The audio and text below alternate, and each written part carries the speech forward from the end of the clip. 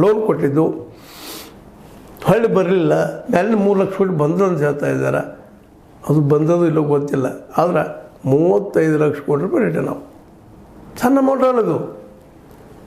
ನಮ್ಮ ಸೋನಿಯಾ ಗಾಂಧಿಯವರು ಈ ಹಿಂದೆ 72,000 ಕೋಟಿ ರೂಪಾಯಿ ಸಾಲ ಮನ್ನಾ ಮಾಡಿದಾಗ ರೈತರದ್ದ ಇಡೀ ದೇಶ ನೀವು ದೇಶ ಹಾಳು ಮಾಡಿದಿರಿ ಅಂತೇಳಿ.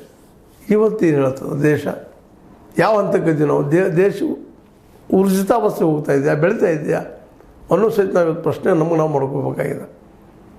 ಅದಕ್ಕೆ ಇವತ್ತು ನಾವು ಬರೀ ಶ್ರೀಮಂತರಾದೀವಿ 4ನೇ ಶ್ರೀಮಂತರಾದೀವಿ ಜಗತ್ತಿನಲ್ಲೇ ಆರ್ಥಿಕ ಮುಂದುವರೆದ್ವಿ ಅಂತ ಹೇಳೋಕ್ಕಿಂತಲೂ ವಾಸ್ತವ ನಾವು ಎಷ್ಟು ಮುಂದುವರೆದಿದ್ದೀವಿ ಅನ್ನೋದನ್ನು ಮತ್ತು ಮುಂದುವರಿದು ನಮಗೆ ಮಾಡಬೇಕಾಗಿದ್ದೇನೆ.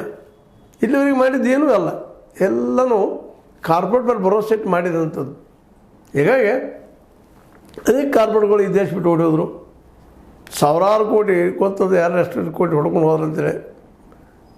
ನೀರಜ್ ಚೋಪ್ರಾ ಇರ್ಬೋದು, ನಮ್ಮ ಮೋದಿ ಇರ್ಬೋದು, ಅದೇ ಕಾಲಕ್ಕೆ ನಮ್ಮ ಮಲ್ಯ ಇರ್ಬೋದು, ಎಲ್ಲರೂ ಒಬ್ಬರಿಂದ ಒಬ್ಬರು ಸಾವಿರಾರು ಕೋಟಿ ರೂಪಾಯಿ ತಗೊಂಡು ಹೋದವರು. ಈಗ ಅವರು ವಾದ ಮಾಡ್ತಾ ಇದ್ದಾರೆ ಕೋರ್ಟ್ನೆಲ್ಲ, ಇಲ್ಲ ನಾವು ಈಗಾಗಲೇ ನಾವೇನು ತೊಗೊಂಡು ಬಂದೀವಿ ಅದಕ್ಕೆ ಹೆಚ್ಚು ಕೊಟ್ಟಿದ್ದೀವಿ ನಾವು ಅಂತೇಳಿ.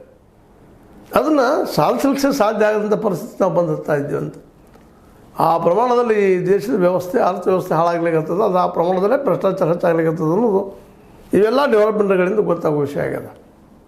ಅಂದ್ರೆ ಒಟ್ಟಾರೆಯಾಗಿ ಈಗಿನ ಪರಿಸ್ಥಿತಿ ಹಿಂದಿನ ಪರಿಸ್ಥಿತಿನ ಗಮನಿಸಿದ್ರೆ ನಾವು ಇದೇ ರೀತಿ ಮುಂದುವರೆದ್ರೆ ನಮ್ಮ ದೇಶ ಇನ್ನೂ ಪೂರ್ತಿಯಾಗಿ ದಿವಾಳಿ ಹಂತಕ್ಕೆ ಬಂದಿರ್ತದೆ ಅನ್ನೋದು ಒಂದಿಷ್ಟು ತಜ್ಞರಿಗೆ